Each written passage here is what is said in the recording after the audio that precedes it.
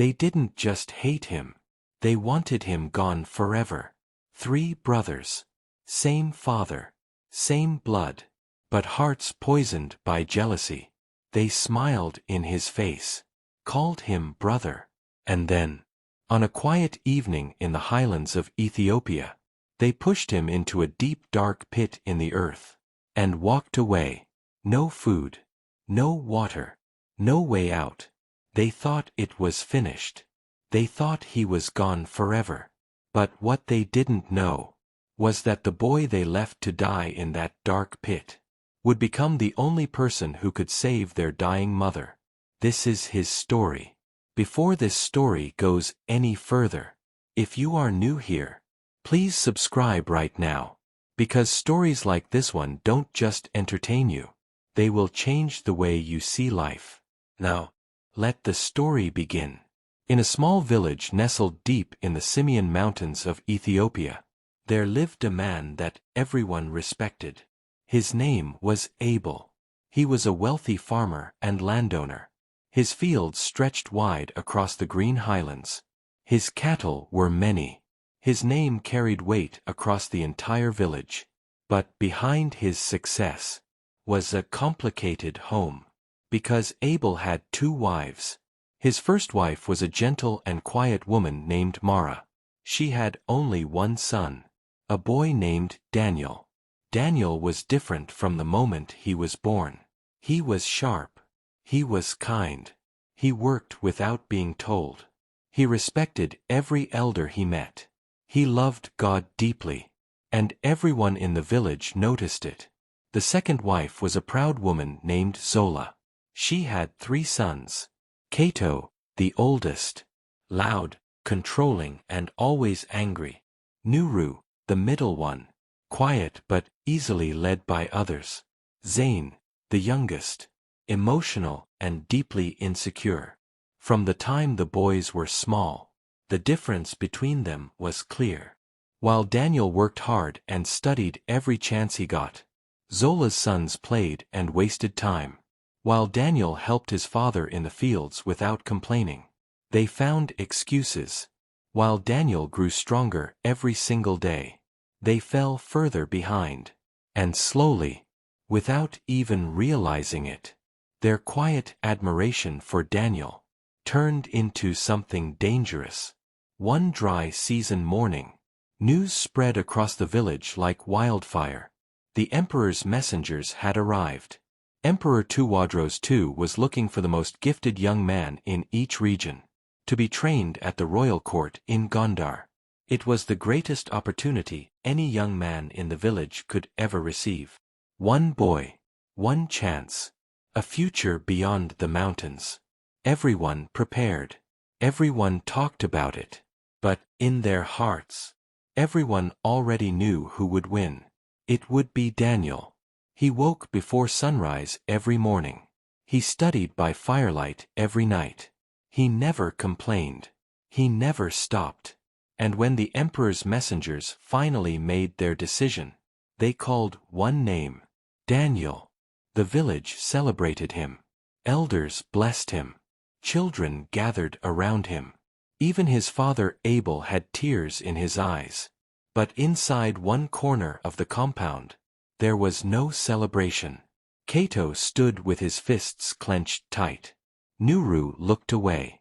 Zain stared at the ground in silence. And Zola said nothing, but her eyes burned with something dark. That night, something shifted in that house. The jealousy they had carried for years finally became a plan. A few days later, Cato came to Daniel with a smile. "Brother, come with us to the farm today. Father needs help checking the eastern fields." Daniel didn't think twice. Why would he? They were his brothers. Or so he believed. The 4 of them walked together through the highland fields. The sun was setting slowly behind the mountains. The air was cool. The grass was green. It looked peaceful. But it was anything but peaceful. Cato was leading them somewhere specific. Past the wheat fields. Past the old eucalyptus trees. to a part of the land where nobody went. A hidden place, where the ground suddenly cracked open, into a deep dark pit. So deep you could not see the bottom, so steep you could not climb out. The villagers called it Seeping Meadow, the Devil's Field. Daniel stopped walking. "Why are we here?" he asked quietly. Before he could turn around, 3 pairs of hands shoved him hard from behind. He slipped on the rocky edge. He grabbed at empty air. He screamed. And then, he was gone. Down, and down, and down. His body hit the rocky ground far below. Pain exploded through every part of him. He lay there, barely able to breathe. Above him, the sky looked like a tiny circle of fading light. And at the edge of that circle, 3 shadows looked down. Then the shadows disappeared. And there was nothing left. Only silence.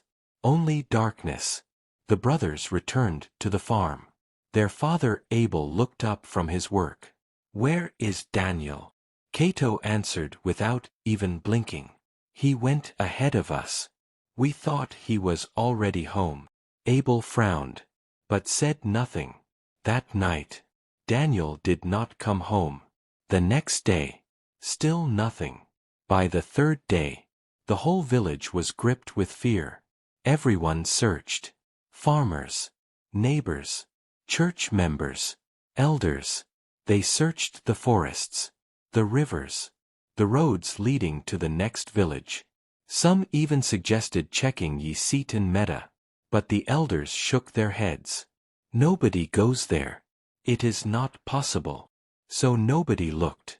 Days passed slowly. Mara, Daniel's mother, stopped eating. She cried day and night without stopping. She sat by the door of the house, waiting for a son who never came back. Abel walked his fields alone, calling Daniel's name into the wind. The house that was once full of laughter now felt like an empty grave. But deep in that dark pit, Daniel was still breathing. Barely. The walls around him were steep and smooth, too high to climb, too wide to reach across. He screamed until his voice disappeared completely. Then silence swallowed him whole. And in that silence, something dark crept in.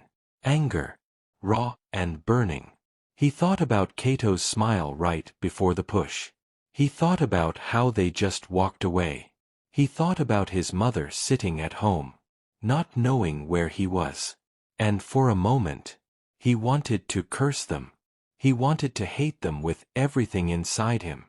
A voice whispered deep inside his heart, "Let them suffer. They deserve to lose everything." The anger felt real. It felt justified. It felt good. But then, he closed his eyes, and he prayed. Not because it was easy, but because it was the only thing he had left. And slowly, the darkness inside him quieted. He chose not to let hatred be the thing that kept him company in that dark pit. He chose something harder. He chose to hold on, and God honored that choice. Because at the very bottom of that pit, a thin stream of water trickled slowly through the rocks. It was barely enough, just drops, but it kept him alive. He drank from it carefully each day. He survived on nothing but those drops of water, and the fierce will to live. Each night was colder than the last. Each morning felt like a miracle. 10 days passed in that dark and lonely pit. 10 days of pain. 10 days of silence. 10 days of choosing hope over hatred. On the 10th day, back in the village, something happened that nobody expected. Zola collapsed. Right there in the middle of the compound. Her body went completely weak. Her breathing became heavy and strange. They carried her inside and sent for help immediately. The village healers came. They tried everything they knew. Nothing worked. Her condition grew worse with every passing hour. Finally, an old Orthodox priest was called. Father Samuel. a man known across the village for his deep wisdom and unshakable faith. He sat beside Zola. He prayed quietly. He observed the household carefully. Then he stood up and spoke in a very calm voice. This woman's body is not the only problem. Everyone looked at him. There is a wound in this house. A wound caused by a great injustice done to an innocent person. He paused and looked around slowly. Zola knew what her sons were planning. She said nothing. She looked away. And that silence has been eating her alive from the inside, until her body gave out completely. The room went dead silent. Cato's hands began to shake uncontrollably. Nuru stared at the floor. Zane quietly began to cry. Father Samuel looked slowly around the room. Someone in this family knows what happened to the missing boy. And until the truth comes out, this house will not find peace. Nobody spoke. But the silence said everything. That night, the three brothers sat alone outside. Nobody spoke for a long time. Cato told himself it was not their fault. He told himself Daniel was probably already gone. He told himself there was nothing left to confess. But every time he closed his eyes, he saw the pit. He saw Daniel's face just before he fell. He heard the scream. Zane broke first. I cannot do this anymore, he whispered through tears. We have to tell the truth. Cato shook his head. But his hands would not stop shaking. She is dying, Zane said. And Daniel might already be dead because of us. Something inside Cato finally broke. He put his face in his hands and wept like a child. Together, the three of them walked to their father. Abel was sitting alone outside under the stars. Cato dropped to his knees first. Father. His voice cracked completely. We lied to you. Abel did not move. Nuru spoke next. His voice barely above a whisper. Daniel, we took him to Ye Seaton Meta. Zane finished through heavy uncontrollable sobs. And we pushed him into the pit. The words landed like heavy stones. Abel sat completely still. For a long terrible moment. Nobody breathed. Then something in Abel's face collapsed entirely. He looked like a man whose whole world had just broken in two. Then he grabbed a torch from the wall and ran. They ran through the dark highland fields, past the eucalyptus trees, past the wheat fields, all the way to the edge of Ye Seaton Meta. Abel held the torch over the pit with shaking hands. Daniel! His voice echoed deep into the darkness below. Silence. One long terrible second of silence. Then, a voice. Faint. Weak. Almost gone. Father. Abel fell to his knees and wept right there at the edge. They found ropes immediately. They called neighbors from their sleep. And slowly, carefully, they pulled Daniel up from the pit. His body was thin and fragile. His lips were cracked and dry. His clothes were torn to pieces. But his eyes were still full of light. Back at the house, Zola was fading fast. Father Samuel stood quietly at her bedside. He looked at Daniel gently and spoke. My son, you have suffered more than words can describe. But there is something that only you can do right now. Daniel looked at him without speaking. This woman, and her sons, they wronged you in the deepest way possible. But if you choose to forgive them, truly forgive them from the bottom of your heart, God can restore what was broken in this house. The three brothers dropped to their knees on the floor, crying without shame, heads bowed all the way to the ground. Please, Daniel, we are so sorry. Please, forgive us. Daniel stood there, still weak from 10 days in that dark pit, still carrying the pain in his bones. He looked at Zola lying there lifeless. He looked at the three brothers who threw him away like he meant nothing. 10 days alone. 10 days of cold and hunger and silence. All because of them. He closed his eyes. The room was completely still. Then something moved inside him. He remembered the anger he felt at the bottom of that pit. How real it was. How justified it felt. He remembered the moment he almost let it win. And he remembered the choice he made instead. He had already chosen forgiveness once. Down in the darkness. Alone. With no audience and no reward. He could choose it again. Right here. Right now. He opened his eyes. Daniel spoke. Calmly. Clearly. I will not lie to you. What you did to me hurt me in ways I do not have words for. The room held its breath. There were moments in that pit when I wanted to hate you, when the anger felt bigger than my faith, when forgiveness felt completely impossible. Cato's shoulders shook with silent crying. But every time that darkness came, I chose to pray instead. Not because I am strong, but because hatred would have killed me faster than that pit ever could. He turned to his brothers. I forgive you. He turned to Zola. And I forgive you too. Tears ran quietly down his face. Not because what you did was small, but because God kept me alive through all of it. And I choose to honor that gift. If I become like the darkness that was used against me, then the darkness wins. And I will not let it win. Something shifted in that room the moment those words left his mouth. Father Samuel bowed his head and prayed silently. And within hours, Zola's breathing slowed into something peaceful. The tension left her body completely.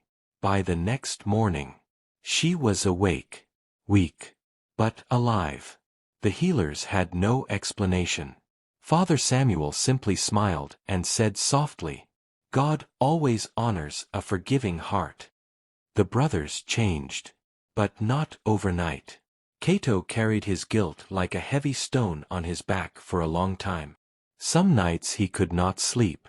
Some mornings he could not look Daniel in the eye. The shame never fully left him. But slowly, day by day, he chose to become better. He worked the fields harder than he ever had in his life. He served his father without being asked. He protected Daniel like a true brother should have from the very beginning. Nuru became a quiet and humble man. He stopped following the crowd. He started thinking for himself. He understood finally that being led into evil was still a choice. Zane never left Daniel's side again. He became his shadow, his helper, his most loyal and devoted brother. And Zola, she never forgot what Daniel did for her. Not a single day passed where she did not think about it. For the rest of her life, she treated him like her own firstborn son. Abel sat his entire household down and made a new promise before God. No more jealousy. No more division. One family. One name. One future. And Daniel, he recovered fully. He made the long journey to Gondar. He studied at the royal court, just as the emperor had chosen. And when he returned to his highland village years later, he came back not just as a scholar, but as a man who had been through fire, and came out carrying grace. The dark pit called Ye Seaton Meta, the devil's field, could not hold him, because some people are simply not made to be buried. They are made to rise. And that is the story of Daniel, a boy betrayed by his own blood, swallowed by darkness, and raised back up by the power of forgiveness. Now I want to ask you one question. If you were Daniel, after 10 days alone in that cold dark pit, with nothing but drops of water keeping you alive, would you have forgiven them? Or would you have walked away and let God deal with them himself? Drop your honest answer in the comments right now. I read every single one. I want to hear what you think. And if this story moved something inside you, If it touched your heart in any way, please do one simple thing right now. Hit that subscribe button. It costs you nothing, but it means everything. Because every week, stories like this one are waiting for you here. Stories that will make you feel. Stories that will make you think. Stories that will remind you that no matter how dark life gets, there is always a way back up. Subscribe now, and I will see you in the next story. God bless you for watching all the way to the end. Folded hands. And always remember, forgiveness is never weakness. It is the greatest and most powerful thing a human being can do.